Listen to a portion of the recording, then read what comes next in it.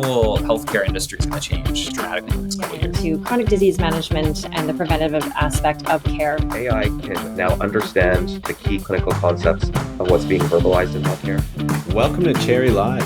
I'm Dr. Jordan Valrath, physician, entrepreneur, and Chief Medical Officer for Cherry Health. We're talking about Canadian healthcare.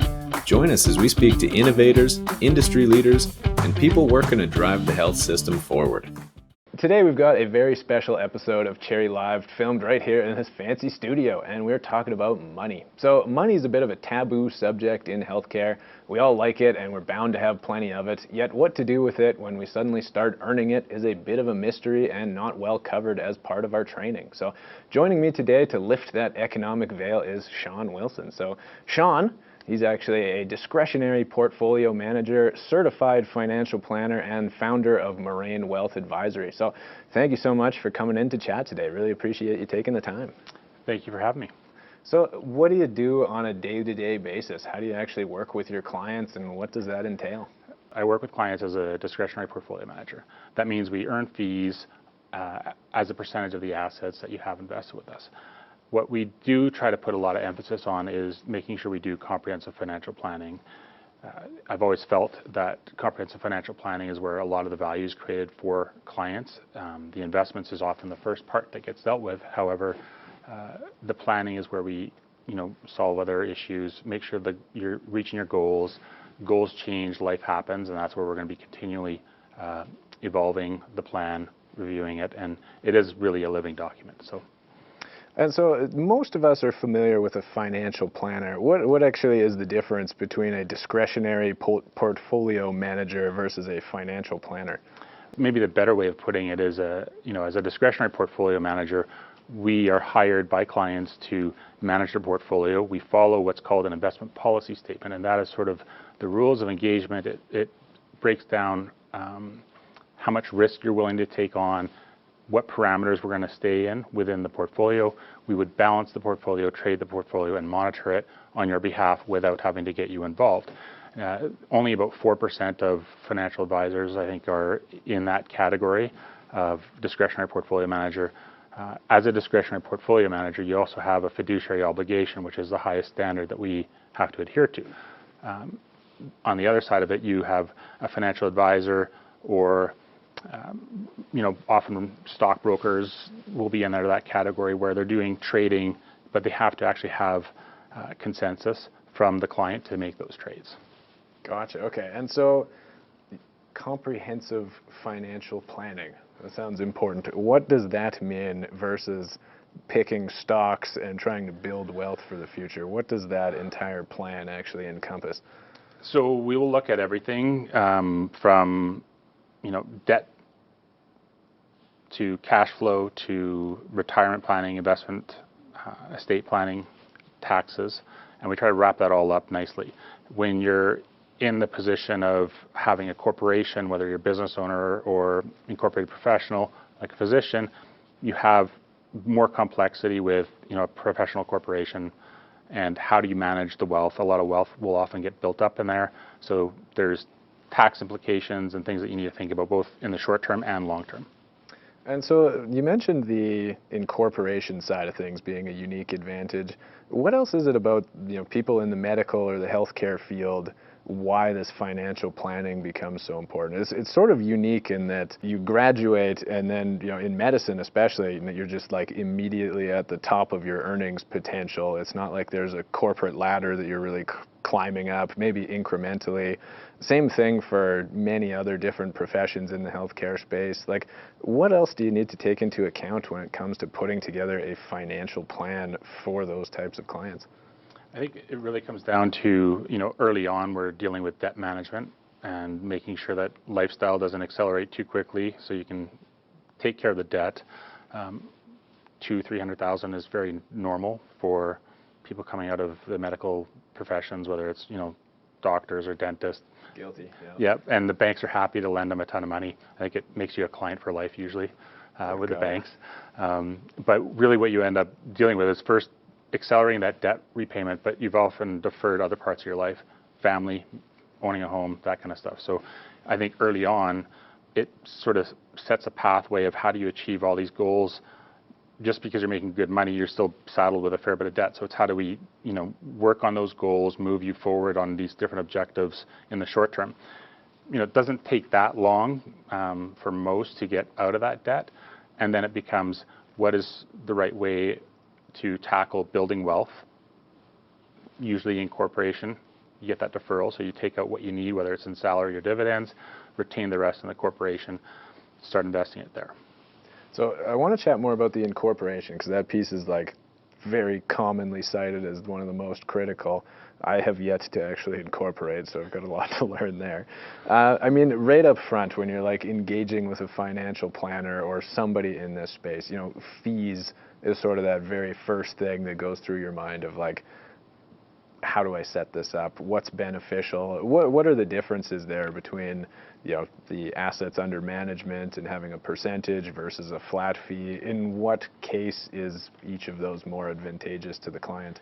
So with those situations, you have a couple different ways you can work with people. So I will do fee-based planning where it's just advice only. So if you want to do self-directed, manage your own affairs, whether it's stocks or rental, then you get access to the advice, and we do a detailed plan, and then we would meet once a year or every other year, depending on your needs and how frequently you want, to kind of make sure we're on track to where you're trying to go. When it comes to the fees, so fees in this industry, you have varying levels of disclosure. Some statements are very difficult to still make out how much you're paying in investment fees. So for us, what we would show is a beginning balance, any contributions, withdrawals, capital gains or growth in the securities, and then show the fees plain right on the statement, getting to your ending balance. And we reconcile that on current quarter, year to date, and since inception. So there's never any confusion or lack of clarity, I guess, when it comes to what you're paying. With that, there's often embedded fees. So depending on the platform you're working off of, you can have embedded fees in some of the managed products that are being offered. So the way we do it is we have our fees are plainly disclosed, and then we have a MER that's tied to the portfolio that is capped at 45 basis points and can fluctuate depending on what's in the portfolio at any given time. And when it comes to the setting up the comprehensive financial plan, like what's even the ballpark people should be looking at in terms of fees? For doing a fee-based plan? Yeah. I would say for most people with businesses or a bit more complex structure, you're somewhere in that $7,000 range. It can take anywhere from 20 to 30 hours, depending on what we're dealing with. It's important to make sure when you're doing that, we're also engaging other professionals, so your lawyers, your accountants. So when we make recommendations, we want to make sure that your other advisors are on the same page. And then on the other half of fees is sort of quality, right? So of course you evaluate any purchase, that's sort of the trade-off is, price versus product. When it comes to like engaging with a financial professional, how do you even gauge that? Like, how do you know if the person you're signing up with is knowledgeable and credible, or getting what they say done? Well, I think on the investment side, you're looking for designations such as the CFA or CIM for portfolio managers. When it comes to planning, do they have a CFP, Certified Financial Planner? I think the other thing is experience. I think as professionals, we also need to know when we're getting out of our wheelhouse and bringing in other people or bringing in other experts. So, if you run into something that you don't have experience with, I think it's important to bring in other professionals to help or refer it out. That openness to bring in the rest of the team. Correct. Are there any like red flags that you would say are like an immediate, like, okay, maybe get a second opinion, or even do another interview with somebody? It's almost like hiring somebody for a job, right? You want to make sure you're joining the right team. Yeah, and I think with respect to figuring out the right fit, I think it really comes down to, when you've been in this industry for 14, 15 years, a lot of the people I work with, I've been working with them from the very beginning. And I always say to people in our introductory meetings, we're not going to be the right fit for everybody, and that's okay. What we want to find is people who we align well with in terms of what we deliver, how we want to work with you, and if it's a good fit, then we can go from there. And it starts, I think, the relationship on the right foot.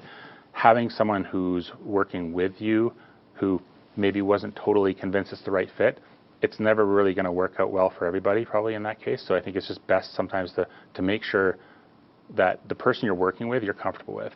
And I think it's also important to make sure that not just you, but also your spouse, if you have one, is on the same page.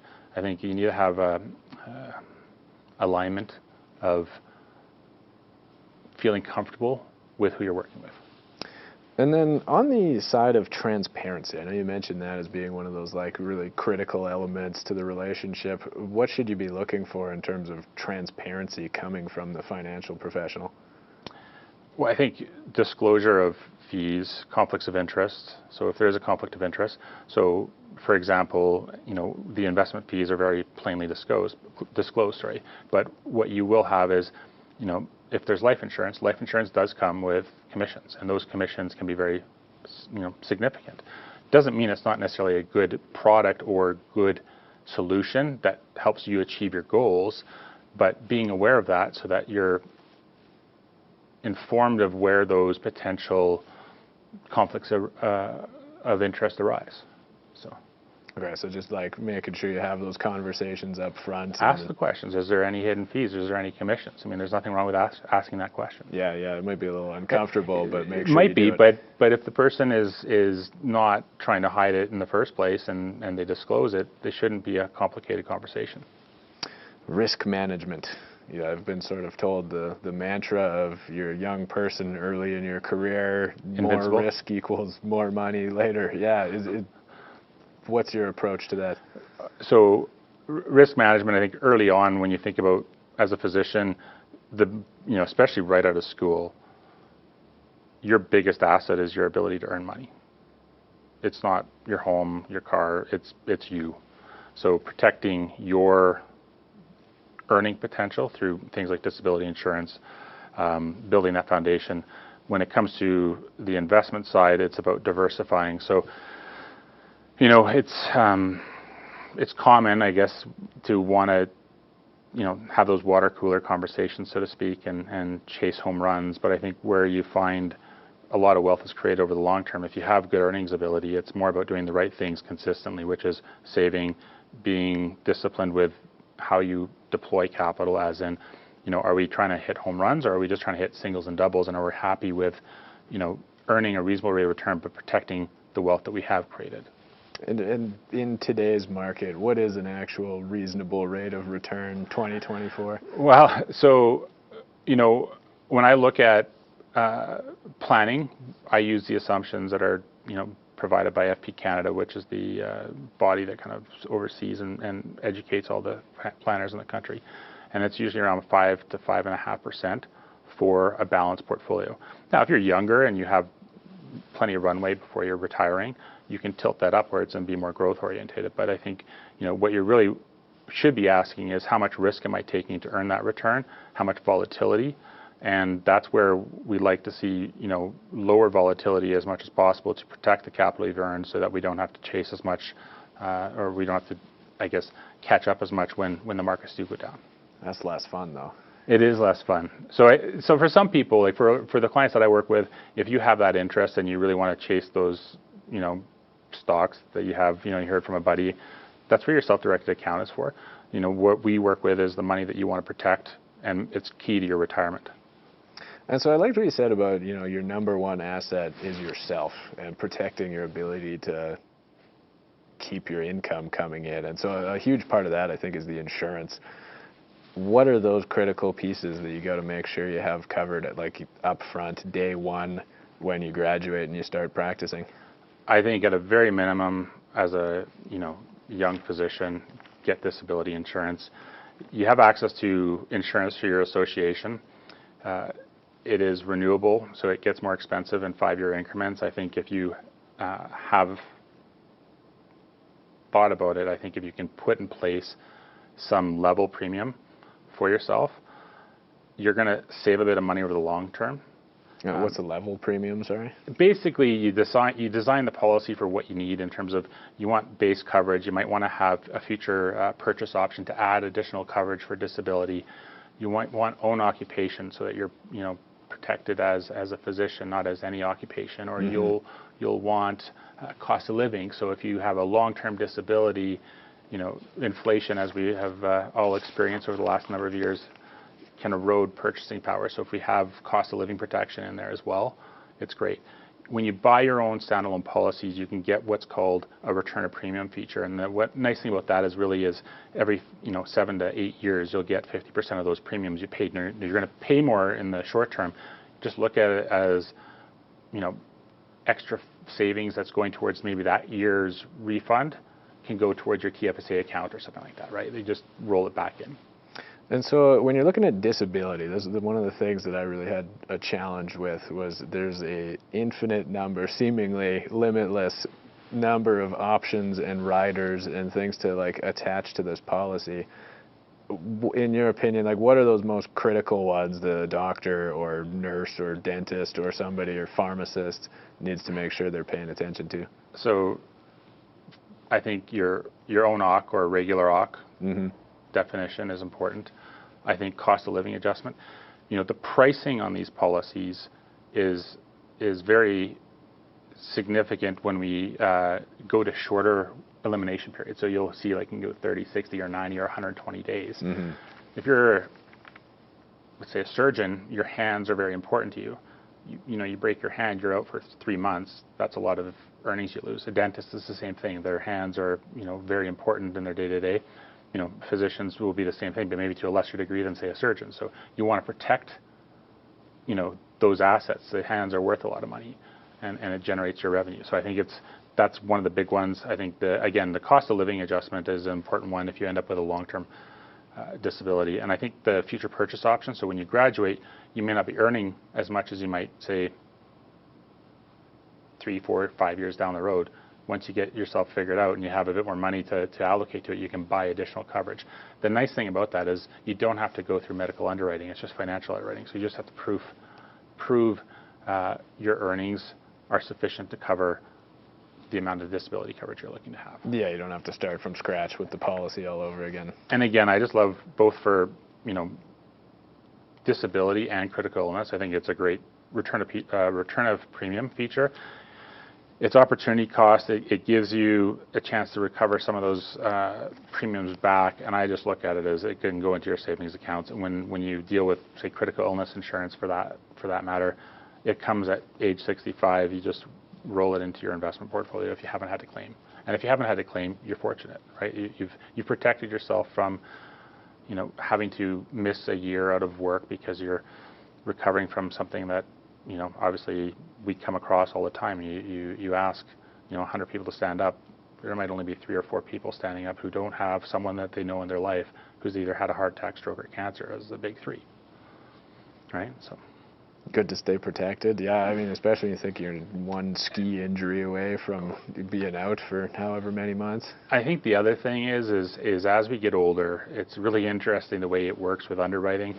The more informed you are about your health, the more of the medical records there are, sometimes it's almost harder to get. The more negligent you are, the easier it is. Sometimes it feels that way, right? Because there's more of a history there that they can go off of. So when you have been going to take care of yourself, it gets documented. A perfect example is when I bought my own disability policy. I had been working out with a trainer doing some wall balls. My pelvis went out, but I thought it was my knee. I spent $2,000 on physio, didn't really fix the problem. Chiropractor fixes it. I have an exclusion on my disability policy that, I can't, it's not going to pay if I have a knee injury. Now, I don't know how that really impacts me in my day-to-day job, but there's a perfect example of how these exclusions can creep up. So it's one of those things to be mindful of. I think the other thing when we're talking about insurance, life insurance is one of those things where this one bugs me a little bit in the industry is, we're asking people to talk about their mental health. But if you have a documented mental health history, a lot of people are declined because they're viewed as a risk of, potentially suicide. And it becomes one of those major issues that young families who might be coping and people might be dealing with their mental health issues, but they aren't able to get insurance and protect their family. So this show is brought to you by Cherry Health, Canada's medical network where healthcare practitioners connect. Physicians, pharmacists, nurses, chiropractors, and all other healthcare professionals can sign up for free, start connecting, messaging with colleagues, or checking out job opportunities posted by thousands of employers across Canada. With dozens of healthcare-specific job filters and search options, we make it easy to advance your career, find your dream job, or line up your next locum with hundreds of new jobs posted every week. www.cherry.health to get connected today. It's sort of the sad reality of the situation. I don't know if there's much that the planner has to do on that side. It's more of just like the negative side of the insurance industry. What I would say is the older we get, the more we become aware of underlying health issues. Before you have kids, for women, you can do things. My kids were all insured when they were babies, and they don't have these policies anymore. At least I haven't seen any in a long time that had this guaranteed insurability, so they don't have to go through the whole medical underwriting. They have up to, I think, age 30. I have to check the policies. It's been nearly 20 years since we bought them, but we have that insurability protected for our kids, and it was one of those things where it's handy to have. So I think when you're young, buy the term insurance. It's cheap. You can always convert it later on. I think for physicians, if you're not incorporated yet, one of the things to think about is you can buy the policy that you might want to own in your corporation. You can transfer it to the corporation tax-free, but you can't do the opposite. So it's you can buy with the intent of when you do get incorporated. If you're not incorporated yet, you can move it into to your corporation afterwards and have the corporation pay premiums. It's not deductible, but you're still using dollars that are taxed at 11% versus whatever your tax rate is on your personal side. And then term versus whole life. Now, the mantra I've been taught is that, when you're younger, term is probably the way to go. I think that's what I've got set up on currently. What are your thoughts there? Yeah, so I think term is really your rental. It's your lowest cost solution, and it can be very affordable at various stages in life. I think physicians are a bit unique where you don't have that ramp up in terms of career income. Like everyone else will take maybe 10 or 15 years to kind of get to higher income levels where when you finish you're going to get there fairly quick. So I think getting the term insurance as early as possible, protecting your insurability is never a bad thing. What I would say is the conversion part. I like to make sure that you've checked off some boxes first, because you can spend a lot of money on different types of insurance, and what you want to make sure is that the insurance isn't coming at the expense of your other goals, and you want to strike that balance, because you'll have lots of people, well, you should buy this huge whole life policy. Yeah, it will work and it will do what they probably are saying it will do, but if you don't have a large investment portfolio yet and you're strapping your cash flow, it doesn't make sense. You start to get $1 million, $2 million built up in your professional corp, it's a bit easier to kind of think about it, I think, and consider it. Is there ever really a role for whole life insurance early career, or is it very much just used as like an investment vehicle later stage? No, I think you can do it. I just don't think it should be disproportionately large. I think you want to make sure you're balancing off your other goals, debt payments, buying your first home, all those kind of key things that you're maybe dealing with when you first finish and get back or into the workforce. Okay, so maybe. Yeah, like I wouldn't, it just comes down to the size. I mean, you can see policies where people are putting $100,000 a year in. Is that appropriate for someone who doesn't have any or minimal investments yet and doesn't have a home? No. So we want to, it's striking that balance. What's the goal that you're trying to achieve? Maybe it's just final costs that you're trying to deal with on the personal side. So you go buy a $100,000 whole life policy that, when you're young, it's not that expensive, and it kind of builds that baseline permanent insurance that you'll have, and then you can look at transferring your term insurance or putting some insurance in your PC later on. And then critical illness. Yeah. I can't remember if I have this one or not. What's the difference between that and short term? Or term, sorry. Well, so really what you think about is term is life insurance, and it's dealing with you when you're gone, so you're not going to benefit from this. It's protecting spouses or family, et cetera, or covering debts. When it comes to disability and critical illness, okay, so it's part of that side. You're on the living benefit side, so as in you haven't died. Now you're trying to protect your own financial situation. So disability obviously replaces income while you're disabled. So it doesn't impact your ability to pay mortgages, that kind of stuff, and make sure you're keeping your financial picture in good shape. I think critical illness comes into play, when you think about it, the odds that one of us or 1 in 3 or whatever are going to have some sort of major critical illness before we're 65 years old, that impacts your financial planning. Yeah. If you were given the choice of tap into your investment portfolio or have a critical illness policy that can pay out to help pay for, say, a special drug that's maybe not covered by AHS, what are you going to do? Well, you're always going to pick, I want to live over not live. So if it means paying money to get the help or the health care that you need, you're going to do it. That's not to say that our system's bad. It just says there's not always, certain drugs aren't approved. And so if you need a certain drug, then you want to get that. If you want to go get a certain procedure that maybe isn't available in Canada, you have those choices, and you don't want to ruin your financial planning or your retirement. So that's where it kind of comes in. So what does it actually get you, given that we live in Canada and skin and bones heal for free for the most part? What's the difference? It's just for those fancier treatments or really cutting edge procedures? Yeah, certain things that aren't just covered by our system, right? So, yes, we all have access to the basics, and there'll be approved medications or therapies for whatever illness you might have, but there might be ones that have yet to be, validated in Canada or approved in Canada for use or covered by our healthcare system, so you can access it without, having to ruin your bank account or your corporate. Okay, so you've got your disability. That's if you get hurt or sick or whatever happens, and that pays the bills in the interim. Then you've got your life insurance, either term or whole life, and your term is your rental car insurance, good for the short term, get you going when you're early stage. Whole life is much more the longer term, creating transfer of wealth generationally, more of an investment vehicle.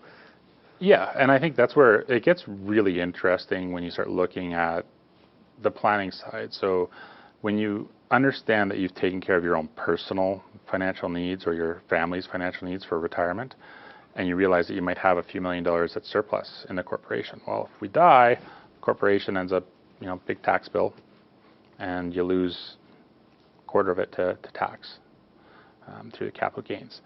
Now, we can take that surplus wealth, use the investment portfolio you might have in the corp that can pay the premiums on this policy, and it will compound the size of your estate, and it'll flow out tax-free. So there's lots of benefits to it. When you get to larger portfolios, as soon as you hit $50,000 of passive income, you start losing the small business deduction limit. So it grinds away for every dollar over. I think it's $5 that gets eroded on the small business deduction limit. So you're gonna hit that. I think a lot of by the time you're 40, you're pretty close. Yep.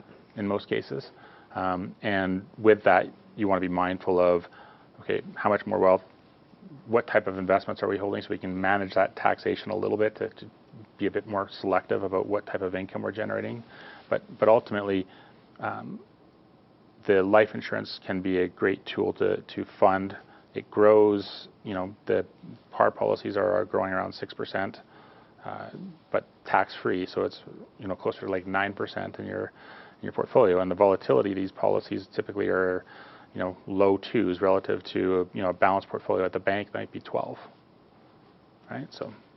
So in terms of, if we shift over to the retirement planning side of things, then what's the first thing you need to look at? Where do you go down the RRSP route? Do you do something fancier? What's typically that first step? So I think early on it's RSPs, especially if you're not incorporated. When you're under 38 years old, 38 sort of the earliest you'd look at doing some of the other alternatives, which is IPPs, individual pension plans.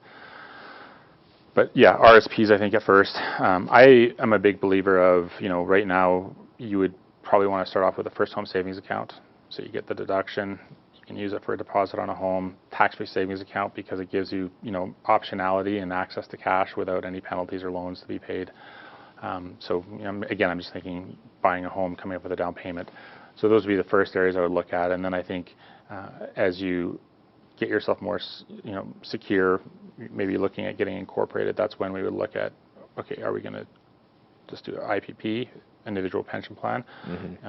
Gives you more funding room, but you have to make sure you're at least 38 years old, ideally 40, and that creates additional funding room that you can do over time, that you can get the deductions in the corporation. So it starts to manage some of the taxation issues that you start to run into too with when you accumulate a lot of wealth in the corp. You can get some deductions that you can flow through and push the cost of the IPP through the corporation. And so what is fundamentally the difference between the RRSP versus the IPP side? Yeah, so I mean, an RSP is earned income, so you need T4 or T4A income in both cases to either do an IPP or a RSP. You cap out, so in 2024 your ceiling's $31,560. So basically you have to earn $175,333 in 2023 to have that kind of room in 2024. You don't get to put more money in. If you use up your limit, you don't create more space, I guess. The RSP will grow tax shelters, as will an IPP. The fees aren't deductible for an RSP, but for an IPP, they're deductible to the corp. Okay. So there are additional costs. So you have to, get every year you'll get. I have one set up for myself. It comes every January. I think it's about $1,500 to $1,600 usually each year to pay the actuaries for the IPP. But really, what you create in the IPP is a supersized RSP. You can contribute up to 65% more in any given year when you're older, but it starts off at 40 and it increases every year. So you can, over time, it'll compound to be a lot higher value than your RSP. And so what's the age cutoff there? Is that like an actual, you need to be 38 or 40, you said, in order to start that account? You don't receive the benefits of an IPP if you started earlier. And so it's not necessarily the age, but just like having been practicing for 10 years. It's the age. Money. It's just tied to the age, yeah. So basically, if you assume that you're at the highest income level, say at least $200,000 of T4 income right now. If you had an RSP, you have a $31,560 contribution you can do annually. At 45, you can put $37,500 into an IPP for a net cash benefit or additional contribution of nearly $6,000. By age 55, that difference can go to as much as almost 14, and when you get to 65, it's almost 20. So it grows it exponentially, kind of over multiple years. You get to put more and more in over the RSP. Okay, and is that because the IPP itself, the rules are getting improved in your favor, or the RRSP starts to drop off? It's the IPP because you're trying to fund something that's going to be indexed for you for throughout retirement. They create additional funding to provide those benefits, and then there's some additional benefits that come up down the road. So if you want to retire at age 60, you can do what's called terminal funding, which you can, make sure you have cost of living, indexation, all that kind of stuff. So you can put a lot more money in when you get closer to retirement on the terminal funding side. So again, and it helps to manage some of the issues you might run into with respect to corporate cash just building up. It's not that efficient in the corp. Like you get the deduction, or you have the low tax dollars that you get to invest, so it accumulates faster, and you have that deferral. But passive income's taxed at the highest rate in the corps. So okay. And hence that's where so an IPP comes in. That's where the corporate-owned life insurance, when you talk about later on in life, when you've taken care of those needs, you can allocate some of that money to achieving other goals that you might have. How is an IPP actually structured then? Is it like an RRSP where you just put stocks and things in it? Or you can own you can own the same sort of investments that you would own in an RRSP. Yeah. Some people will from time to time look at, I want to own my lowest returning securities or investments in there so I can create more room. So one of the unique features is that you have the ability to provide or put additional money into an IPP. So, for example, it mandates about a 7.5% rate of return. So if you only have a portfolio that generates, say, a 4.5% or 5% rate of return because you're more allocated towards fixed income in a low rate environment, you can put an additional few percent in every year to meet that obligation so that you don't have, you keep pace with it. So, I don't know if it's, would I necessarily do that all the time? I'm not sure it would be the first place I would start in terms of like trying to manipulate my income that way, but you could do it. Yeah. Where you want to create more deductions. Gotcha. Okay. And so you guys are setting up IPPs for people? Well, we don't. We actually work with actuaries, so Yeah. you have to have an actuary kind of deal with that. They do the account setup. So we would do, initial fact finding. We would talk to them about it and recommend it as a strategy for people where it makes sense. And then with that, you kind of go down the road of getting illustration from the actuaries. The setup, I think, takes about 3 or 4 months. I'm trying to remember what it took for myself to do it, but you have to get it all registered with CRA.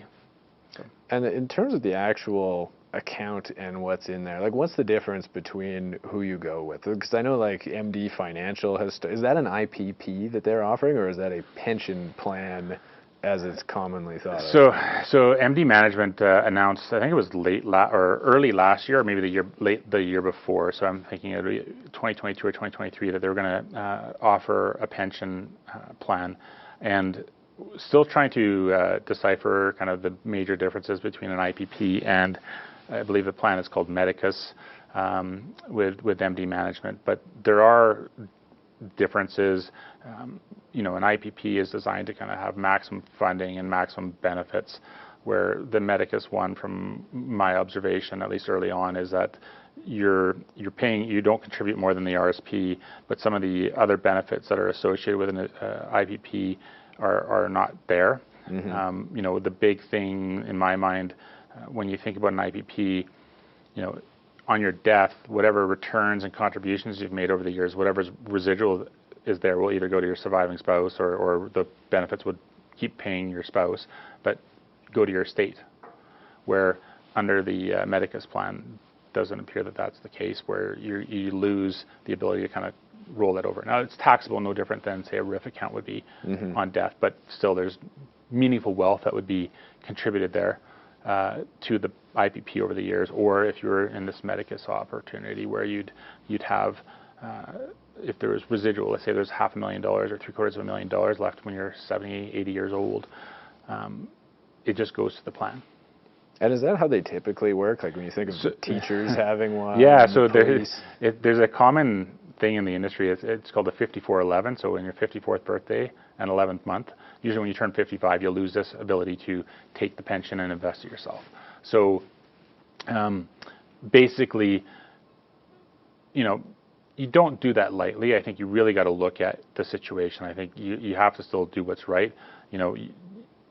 If you don't have enough money put away, maybe having someone who has a government pension that's indexed and has minimal risk to them, great. We've also seen the other side of it, where you have Sears Canada, where people had pensions that were kind of hit pretty hard by it, right? So they didn't have as much there. So I think you got to evaluate it, but each situation will be unique.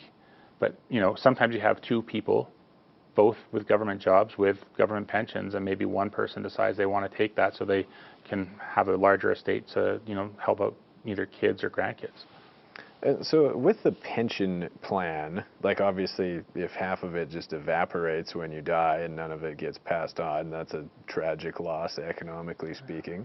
Is there benefit to that format of, like, let's say you live to be 120? Is that kind of like the opposite gamble there of the pension plan traditionally, if you're going to live a really long time, might be safer? Yeah, I think it really comes down to investable wealth, and this is where making that decision.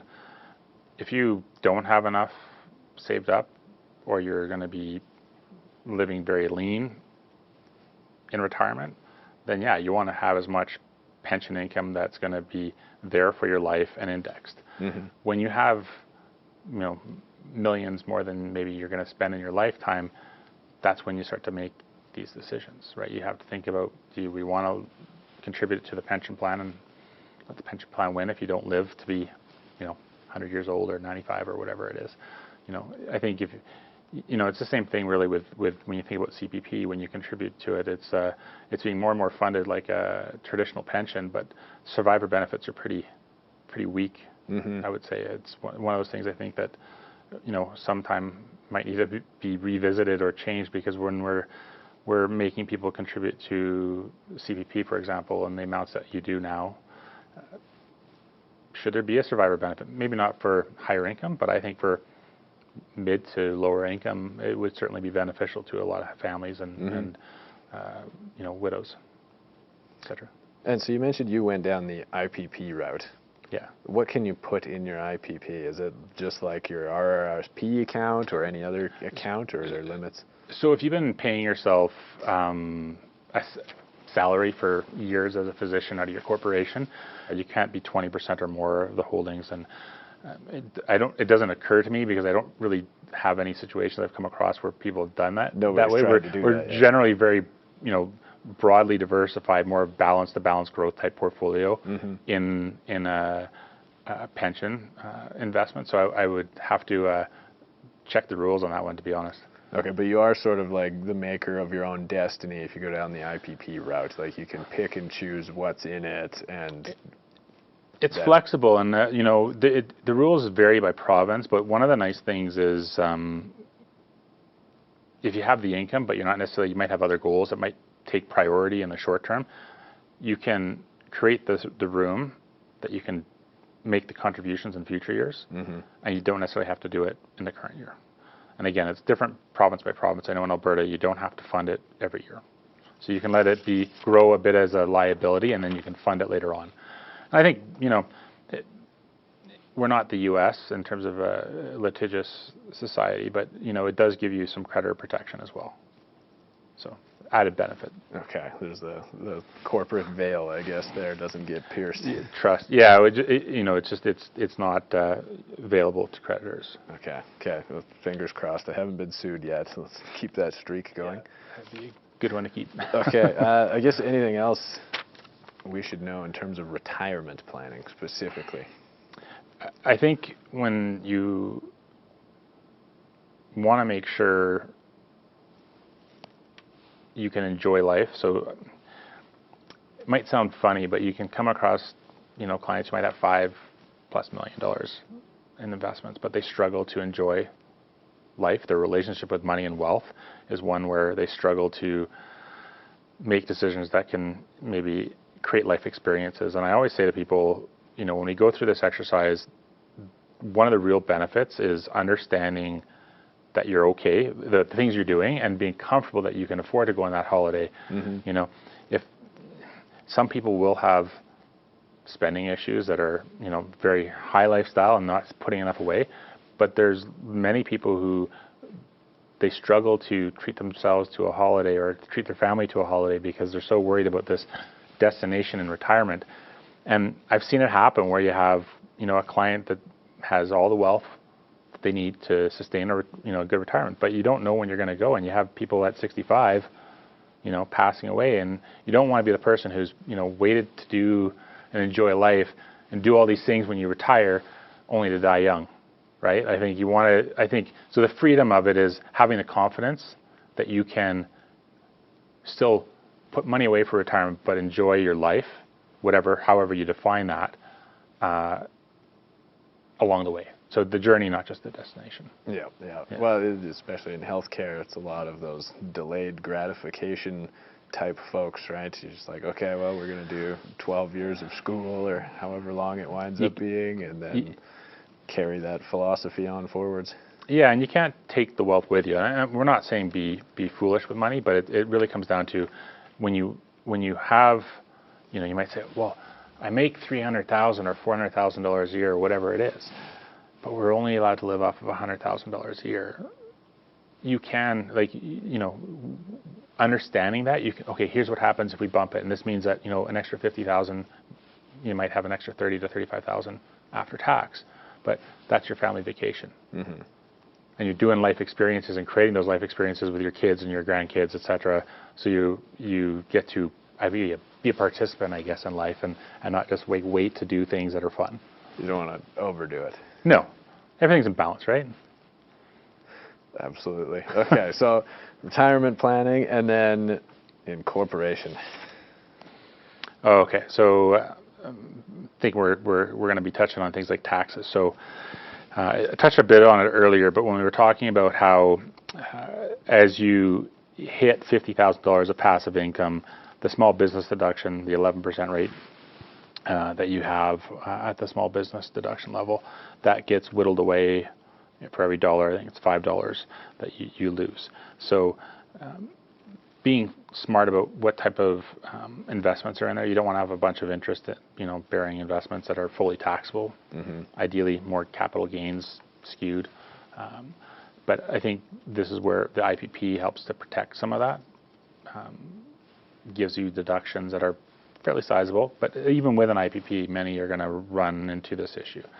So it's not all horrible. The one thing, it just changes the type of dividends that you pay out. So when you're in a when you earn income and you pay taxes at the small business deduction level, non-eligible dividends taxed differently than corporate income that's active income that's earned and taxed at the highest rate. It all comes down to the goal of Finance Canada and I guess CRA is that you should be indifferent about whether you earn salary or dividends. Mm-hmm. You shouldn't have any real advantage. Years ago, there was, bigger differences there that allowed for, business owners to have that advantage, right? And that was largely income sprinkling, right? Income sprinkling. TOSI rules really got rid of all that. Make it a lot more difficult to do that kind of thing. And so, what are the benefits of incorporating then today?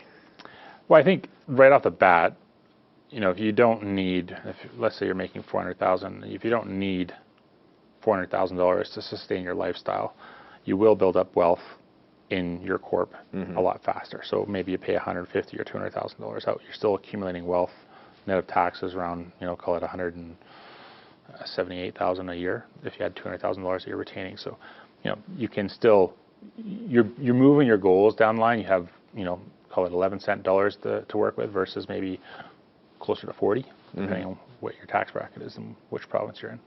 And so the idea there is like you make money, it stays in your corporation, and then instead of paying yourself and buying investments, and then you've paid taxes on that payment to yourself in the interim, you just leave it in your corporation and then use that to buy the investment. So you haven't paid any taxes yet, and then that snowballs over the years. Yeah, you paid taxes on the earnings that were retained in the corporation, and then every year, if you have dividend income, capital gains, or interest income in your portfolio of investments, then you'll be taxable on that.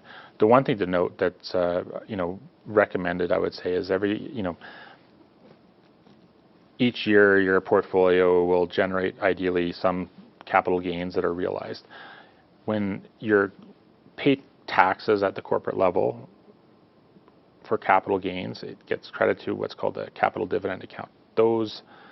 That account can be paid out tax-free to you personally. I think a lot of accountants like to wait till it's about $10,000. So anytime you hit roughly $10,000, pay it out tax-free to yourself. Keep sweeping that out when you can. And then so on the other side of things too, you can also expense things from your corporation account. And then sure, if it's tied to business purposes and sort of, various accountants will be more aggressive, and I'm not going to sit here and say what you should and shouldn't do, but usually it's tied to business purposes. Otherwise, it ends up being treated as a shareholder loan. I used to wonder, like why restaurants would give away receipts. It just baffled me for most of my life. Like, you're not going to try to go get a refund on your burger and fries you just had, but then you get into medical school and the doctors take the whole team out for lunch just constantly all day, every day, and then they would always keep the receipt 100% of the time. I'm assuming that had to do with that incorporation and taxed business deduction. Yeah. Only 50% of meals is deductible, but it's still better than half of that. Yeah. Is there any other benefits then to like incorporating or starting that corp account? In terms of, I think the real one is a deferral and the accumulation of wealth faster, right? That's the biggest one. I think when you're looking early on, there would be some benefits if you were taking dividends versus paying yourself salary and having to contribute to CPP, right? So you could get more money out or to yourself, I guess, tax efficiently. Minor benefit, but still you're not contributing. When you're contributing both the employee and the employer component, it adds up. And when you're maybe more in residency and you're not necessarily making the big dollars yet. When roughly do you tip that threshold, or when should a person expect to, now's a good time to go through that process and incorporate? The way I've often heard it told to me from accountants is when your income starts to surpass what your needs are, that's when you want to set it up. So okay, so as soon as you're like net positive. So maybe 80 to 100K, you're probably using most of that for your living expenses. As soon as it pushes beyond that, that's when you probably want to start looking at that deferral. Now, is it just those living expenses? Because again, advice I was given and why I haven't done this yet is because I still have all the student loans and debt to pay off, and so I'm like factoring that in as living expenses of, okay, well, this money just going straight there. Like, is that still true, or should you still incorporate and then run things? Is there any kind of tie there? I mean, I think I would look at it from the standpoint, if you're still dealing with debt, you can still pay money out. You can pay it as a dividend if you want to. You give yourself more flexibility, I guess. You may not put as much money towards debt. You might have other things you want to do, or maybe you want to invest in something with your corp. So you can, I think it'll be really situational dependent, but it really comes down to most people are going to be focused on debt. Ideally, you can just crush the debt as quickly as possible. So if you wait till that would be fine. But deferring wouldn't, or doing it sooner, wouldn't be a horrible thing either. It just depends on, maybe you're slowing down how quickly you're paying down the debt. And for your doctors too, I don't know how much of it would be. Most of it's going to be line of credit, so it's not the Canadian student loans that are giving you nice tax deductions. Yeah. So paying it out and getting that paid off is helpful. And then does it matter if you're single or married? Like, does that really weigh into it much, whether or not you've got a partner? Well, I think it really depends on some households run, my money's my money, your money's your money, and you have separate plans for each person. Others where you look at it kind of, it's a team approach, and what makes the most sense, how do we advance the goalposts as much as possible, keep moving our goals forward. So then it might come down to maybe you're accelerating the debt reduction because your spouse is helping contribute to it. And what does the whole discussion over life insurance, does that become a moot point if you're just a young single person with a bunch of unsecured line of credits from the bank? The bank will be mad if you die or upset, but does it make sense to go down that road if you aren't married? If you're not married, I would say you want to still protect, take care of your debts. You don't want to leave a mess for people. That's frowned upon. Yeah. I would say the other part is, it's not uncommon that you end up having people having health issues in their early 30s. Especially, I've seen it with clients, women after having kids, all of a sudden, MS or certain things come up, and then you can't get insurance. So I think getting the foundations, it doesn't cost a lot, and if you're really worried about the cost, you can start off with a term 10 policy versus a term 20 and convert it to a term 20 a couple of years later when you get a bit more established. So there is flexibility there. I think the big part is just it doesn't cost a lot. You probably spend more on car insurance and home insurance than you would on your life insurance policy when you're that young. But in reality, you are the biggest asset, as you mentioned. Yeah. Okay, that makes sense. Yeah. And so in general, I mean, is there anything else you think would make sense, or is it like a must-know for an early-stage physician or other healthcare professional to know? You know, we covered sort of the basics on insurance in terms of incorporation, in terms of like starting your retirement savings plan. Is that sort of the big three, or is there anything else critical up front to look at? I think it just comes down to if you're goal-focused and you want to move things along and maybe play catch-up, I guess, because you've spent more time in school. I think having a plan, you know, the earlier you have one and get some good coaching and advice on how to advance your goals as quickly as possible and most efficiently, I don't think there's anything wrong with that. I mean, the last thing you want to be is 55 or 60 talking to someone like myself and, you know, can you help me? I want to retire next year. Yeah. Well, we don't have time on our side anymore. So what we can do is we can, you know, probably have a bit more focus and intent and be a bit more strategic about how we advance those goals early on, which will help you build your wealth and hopefully have a better overall, you know, path to your ideal lifestyle, I guess. And then will financial planners, will they help you with the fun money side of things too? You know, if you just want to get a new Tesla and you're trying to figure out how to like manage your TFSA, or is all the pragmatic long-term No, things? I mean, listen, people, if owning a Porsche or a Tesla is one of your goals, then we figure out what it is that you want to do and when do you want to reward yourself, right? If that's what you want. And then we show you what that means for your cash flow and how that impacts all your other goals. So that'll be a part of the comprehensive plan as well. Yeah, it's not for us to say no. What you want to do, I mean, if you're spending way more than you're bringing in, obviously you got a problem, and we'll have to, you know, be a bit more, I don't know if the right word is stern, but kind of, hey, you might want to ease up on, you know, some of this. But if you're, you know, doing a lot of things, and I think the idea is when you get the help, you're probably doing a lot of little things right that help advance all your goals anyway. So if you get to a certain point and you want to reward yourself, that's part of, I think, hard work sometimes. You want to have, if it motivates you, it's not for me to say, you know, don't do it. It's just, here's what it means to your goals. If it's going to compromise your goals, we'll let you know. Okay, perfect. Somebody's got to be looking out for that responsible side of things, right? Yeah.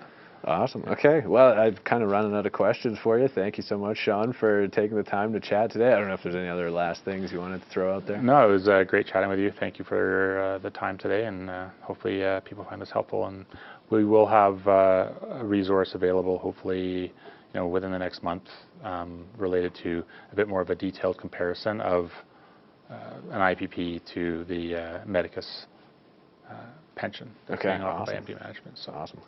All right. Okay, thank you. Appreciate it so much. Thank you very much.